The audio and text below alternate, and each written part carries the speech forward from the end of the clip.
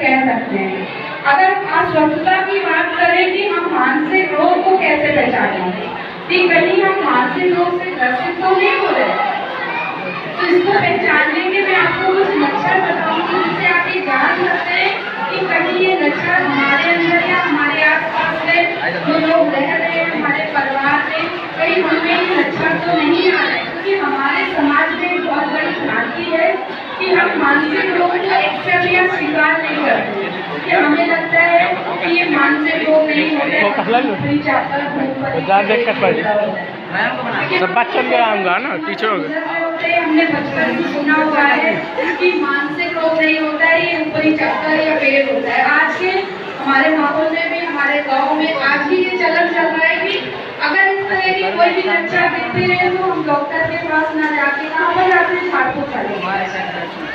और ये बहुत बड़ी भ्रांति है। क्या कोई झाड़ फूक वाला हमारी बीमारी को ठीक कर सकता है? तो ठीक तो हो जाते हो आप लोग, आपका विश्वास भी होता है और हम ठीक भी हो जाते हैं। तो हम तो कहते हैं कि हमें ऊपरी चक्कर का देखो कहते हैं ना। आप लोग गाँव में जाते हो, मैंने देखा बहुत बड़े पंडाल लगे हुए होते हैं, किसी को कोई ऐसी बीमारी हो गई, बहुत गाँव में देखा है कि या उसको देवी देवता गाँव में बहुत आते हैं, चक्कर आने लगता है, तो वो कहीं उस डॉक्टर के पास नहीं जाते तो उनको मालूम ही नहीं है इस तरह के लक्षण के उस डॉक्टर के पास जाना होता है। वो जाके नॉर्मल से डॉक्टर को दिखा के आ जाते हैं और उन्हें लगता है ये तो ठीक ही नहीं हो रही है। मैंने बहुत सारे डॉक्टर से दिखा दिया पर हमें मालूम ही नहीं है कि इस बीमारी के लिए हमें किस डॉक्टर के पास जाना है। जैसे नाक कान की दिक्कत है तो नाक कान वाले डॉक्टर के पास जाएंगे, पेट दर्द हो रहा है तो पेट वाले के पास जाएंगे, हार्ट में प्रॉब्लम है तो हार्ट वाले के पास जाएंगे, पर दिमाग की जो समस्या हो रही है उसके लिए किसके पास जाना है? आपको कोई बता सकता है? वेरी गुड, इसके लिए ताली बजा दीजिए क्योंकि ये अवेयर है कि अगर मानसिक समस्या है तो हमें साइकियाट्रिस्ट को दिखाना है। तो अगर हम आज अब कुछ लक्षणों की बात करेंगे, बहुत छोटे छोटे लक्षण बेसिक होते हैं जो हमें प्रभावित करते हैं, हमारे छोटे से भी तनाव आने पर वो लक्षण उत्पन्न हो जाते हैं। अगर हम स्टूडेंट्स की बात करें, हमारा एग्जाम होता है, बहुत सारे बच्चों को तनाव होने लगता है, लेकिन तनाव की बात करें तो तनाव भी दो तरह के होते हैं, पॉजिटिव और एक नेगेटिव। पर अगर हम पॉजिटिव तनाव लेते हैं तो हम अपने जो काम करना चाहते हैं उसको बेहतर तरीके से कर पाते हैं, और वही ले आ रहा है टिकाल भी हो जाता है नकारात्मक। रुक जा गान दे हाँ छोड़ एग्जाम का स्ट्रेस इतना ज़्यादा हावी बढ़ जाता है कि देखो घबराहट होने लगती है, हाथ पैर कांपने लगते हैं, देखा है? और जब ये बहुत ज़्यादा हावी हो जाता है तो आफ्टर एग्जाम कई बच्चे सुसाइड भी कर लेते हैं। 10th और 12th में देखा होगा आप लोगों ने कि कई बच्चों में ऐसी समस्या होती है।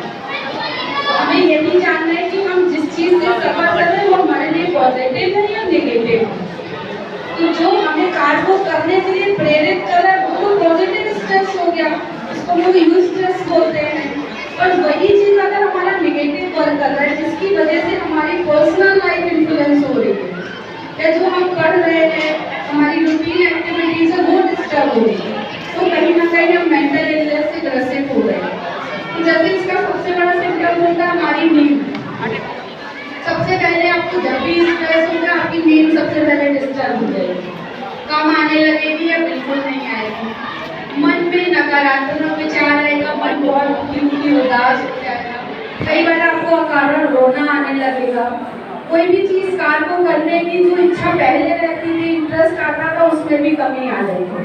किसी से बात करने में मन नहीं लगेगा, छोटी छोटी बातों पे गुस्सा चिड़चिड़ापन होगा, घबराहट बहुत ज़्यादा होने लगेगी। कई बार घबराहट इतनी ज़्यादा हो जाती है कि आप बेहोश हो जाते हैं। इसके चलते अगर और डीप में हम जाएं तो हमारे ब्रेन में कुछ ऐसे केमिकल्स होते हैं, डोपामाइन, एड्रेनल, न्यूरोट्रांसमीटर, जिसके गड़बड़ाने की वजह से हम जो हेलुसिनेशन और डिल्यूजन्स की बात करें, जिसमें कुछ लोगों को फॉल्स बिलीफ डेवलप हो जाते हैं। उनको ऐसा लगता है कि कुछ चीज़ें हमारे साथ ऐसी हो रही है जो रियल नहीं होती। जैसे हम भूत प्रेत की बात करें, देखा है ना, जिनको प्रॉब्लम आपके शरीर में ही देवी देवता आ जाते हैं। वो इसलिए नहीं आते क्योंकि देवी देवता है, इसलिए आते कि हमारे ब्रेन में जो केमिकल्स है उसके डिसबैलेंस होने की वजह से वो चीज़ें हमारे अंदर होने लग जाती हैं, तो वो उनको रियल में दिखने लगता है, जबकि वो फॉल्स नहीं कर रहा। जैसे आप लोगों ने एक एग्जाम्पल भी सुना होगा ना, वो क्या भ्रम होता है ना, जब हम रियलाइज करते हैं तो वो कैसा होता है, पार्ट टाइम होता है, वो एक्सेप्ट कर लेते हैं बस। तो ऐसे ही हमारे ब्रेन में बहुत सारी जो एक एबनॉर्मल एक्टिविटीज डेवलप करती है, जो हमारे इमोशंस को इन्फ्लुएंस करती है, जिसकी वजह से हमें ये ऐसा महसूस होने लगता है कि हमारे साथ ये प्रक्रियाएं हो रही है रियल में, और हमें ये मालूम नहीं होता कि ये हो किस वजह से हो रहा है। तो इसके लिए उसको उसी लाइन में डिफाइन करना शुरू कर दें। इसको जैसे जो हमें दिखाई दे रहा होता है उसको हेलुसिनेशन बोलते हैं, और जो हमारे थॉट्स होते हैं उसको हम डिल्यूजन्स बोलते हैं। जैसे हमारी सोचने की क्षमता है वो नकारात्मक हो रही है या फॉल्स हो रहे हैं, ऐसे बिलीफ्स डेवलप हो जाएंगे जो रियल नहीं होगा, और जो परसेप्शन